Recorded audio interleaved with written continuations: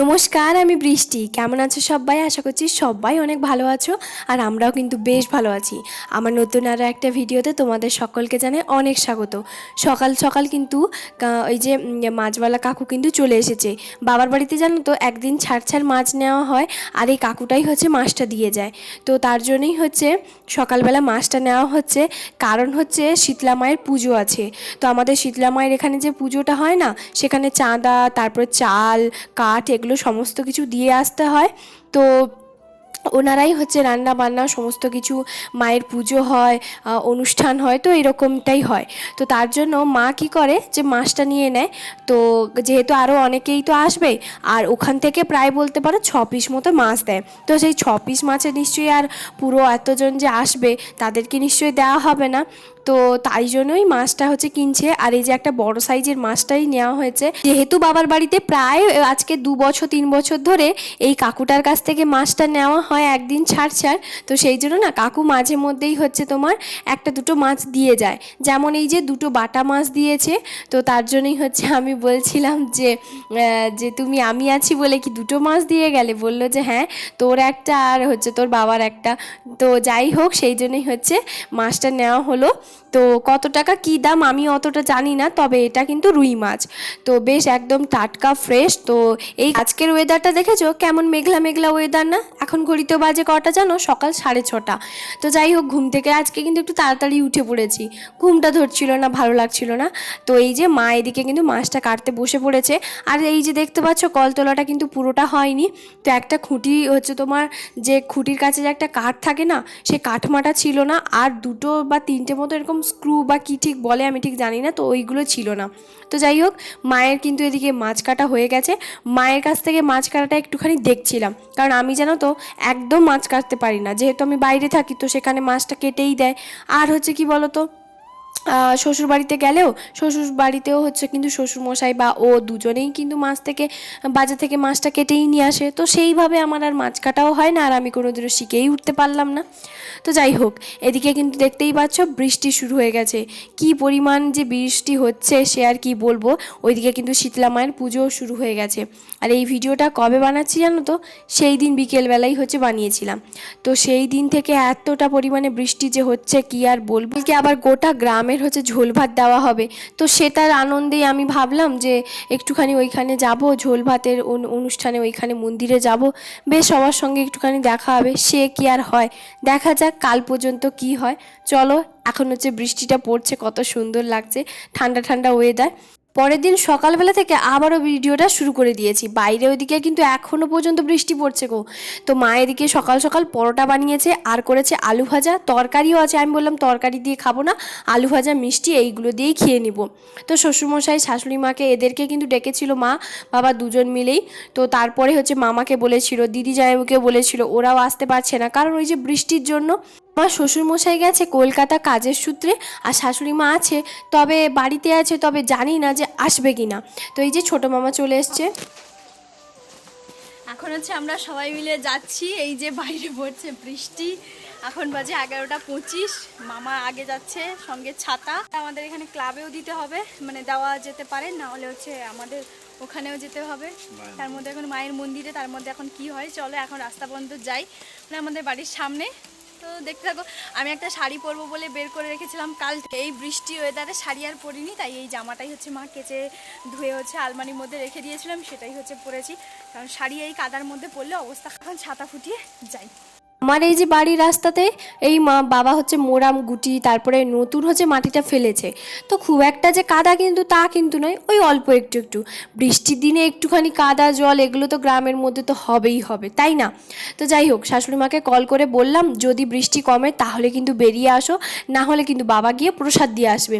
তো দেখা যাক, বললো আমি এখনও পর্যন্ত রান্নাবান্না করিনি, তো দেখা যাক বৃষ্টিটা কমুক, তারপর না হলে যাবো। বৃষ্টি কিন্তু বেশ গুড়ি গুড়ি বেশ ভালোই পড়ছে গো। তো যাই হোক, মা বাবা তো হচ্ছে তোমার ওদিকে চলে এসেছে, কারণ মা না স্কুল থেকে চলে এসেছে। তার কারণ হচ্ছে ওই বৃষ্টির ওয়েদারে বাচ্চাগুলো তো আর আসেনি, তো রান্নাবান্না সেইভাবে হয়ও নি। তো মা চলে এসেছে, বাবাও এদিকে সামনে আছে। তার ফাঁকে কী হয়েছে বলতো, জামাইবু আসবে হচ্ছে তোমার 3টে 3:30 সময় প্রসাদ নিতে। জামাইবু এখানে কাজের সূত্রে এখানে এসছে শোরুমে, তো সেখান থেকেই ঢুকে যাবে। তো চলো, এদিকে দেখতে পাচ্ছ কতটা লাইন, আর সবার হাতে একটা করে ছাতা। কি সুন্দর লাগছে তাই না?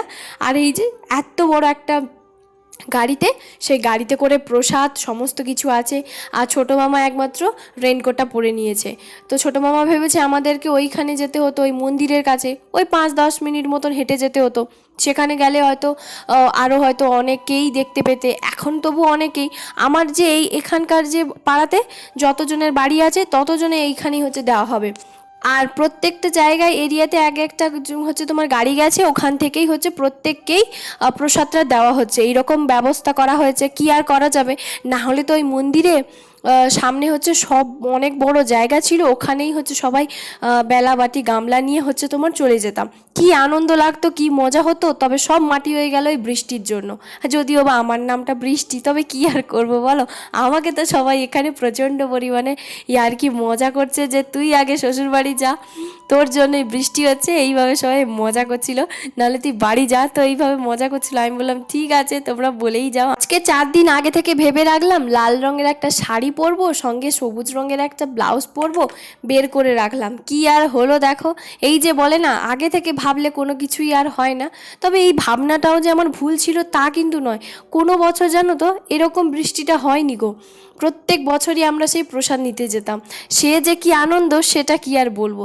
তবে যাই হোক, এখানেও সবাই মিলে দেখতে পাচ্ছ লাইন ধরে হচ্ছে তোমার দাঁড়িয়ে পড়েছে প্রসাদ নেওয়ার জন্য। তো প্রত্যেকের বাড়িতে কি কি তরকারি হয়েছে আমি তো সেটাও জানি না, শুধুমাত্র দাঁড়িয়ে আছি, দেখছি, সবার সঙ্গে কথা বলছি আর বেশ মজা নিচ্ছি। বৃষ্টি বৃষ্টি ওয়েদারে, ঠান্ডা ঠান্ডা ওয়েদারে, তবে যাই বলো প্রসাদ খেয়ে কিন্তু আরাম। তবে সেই গরমের মধ্যে যখন নিয়ে আসতাম, ঝটপট করে রান্না বান্না তো করা থাকতো অনেক রাত থেকে, তো তারপরে আমরা সঙ্গে সঙ্গে খাওয়া দাওয়াটা করে ফেলতাম।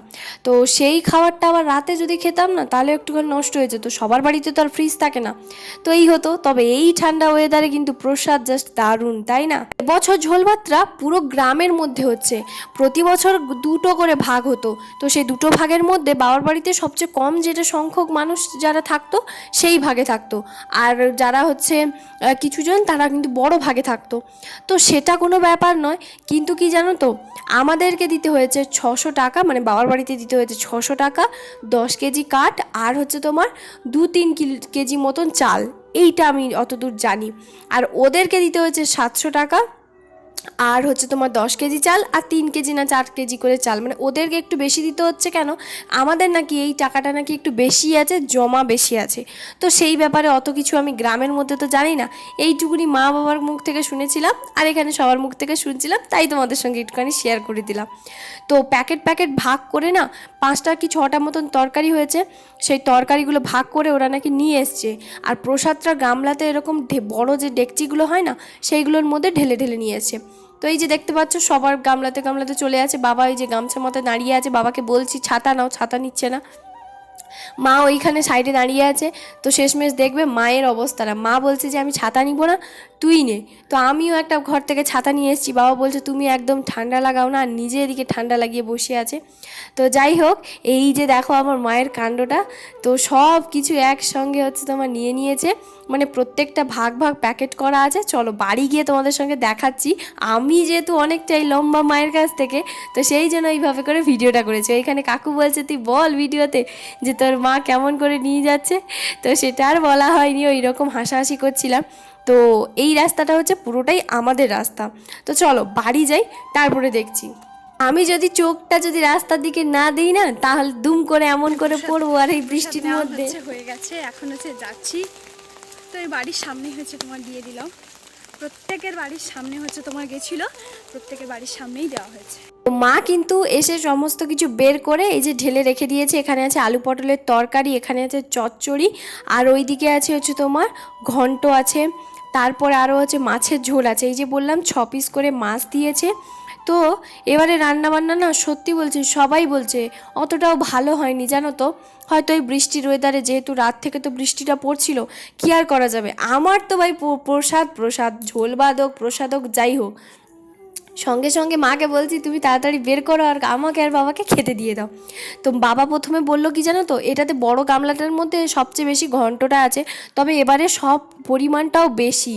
তো সেই নিয়ে গোটা গ্রামে অনেকেই হচ্ছে তোমার রেগে গেছে, অনেকে বলতে পারো প্রায় প্রত্যেকের বাড়িতে, যে এত এত করে চাঁদা নিয়েছে আর এইটুকুটুকু তোর তরকারি দিয়েছে। তো কী আর করা যাবে, যাই হোক একটু তো ভুল বোঝাবুঝি এগুলো তো হয়েই থাকে। তো যদিও আমাদের বাড়িতে কোনো ওইসব ব্যাপারে ওই ঝামেলা ঝাঁটি এগুলো করে কোনো লাভ নেই। সঙ্গে চাটনি আছে আর একটাও আলু বেগুন কুঁদরি এইসব দিয়ে একটা চচ্চড়িও আছে। তো বাবা বলছে যে আমাকে তুমি বেড়ে দাও টিফিন বক্সের মধ্যে, আমিও আগে ওদের বাড়িতে দিয়ে আসি, মানে আমার শ্বশুর বাড়িতে, যেহেতু আমার শাশুড়ি আসবে কিনা তো কোনো ঠিক নেই। তো তারপরে আমি বললাম যে না না, আগে তুমি খেয়ে নাও, যদি খেয়ে তারপরে তুমি আরামসে বিশ্রাম নিয়ে তারপরে তুমি যাবে। তো এইদিকে দেখো বাবা আর আমি তিনজন মিলে, মানে দুজন মিলে খেতে বসে পড়বো। মা এখন খাবে না, ছোটো মামাকে আগে দিয়ে দিচ্ছে। তার কারণ হচ্ছে ছোটো মামা ওরা প্রথমে বলেছিল যে বিকেলবেলা মামিমা ওরা সবাই মিলে আসবে। তারপরে কী হয়েছে না, তো মা বলছে যে আবার আসবি, যদি এইরকম বৃষ্টির ওয়েদারে বাচ্চাকে নিয়ে কেমন আসবি, মানে আমার বোন আছে সঙ্গে। তো তার জন্যই মা সমস্ত কিছু প্যাক করে এইভাবে দিয়ে দিল। তো বেশ ভালোই হবে। ছোটো মামাই বলল যে হ্যাঁ রে, এইভাবেই হচ্ছে দিয়ে দে, আমার নিয়ে যেতে অনেকটা সুবিধা হবে। তার কারণ হচ্ছে বৃষ্টিতে ভিজে ভিজে আবার ওদেরকে নিয়ে আসবো।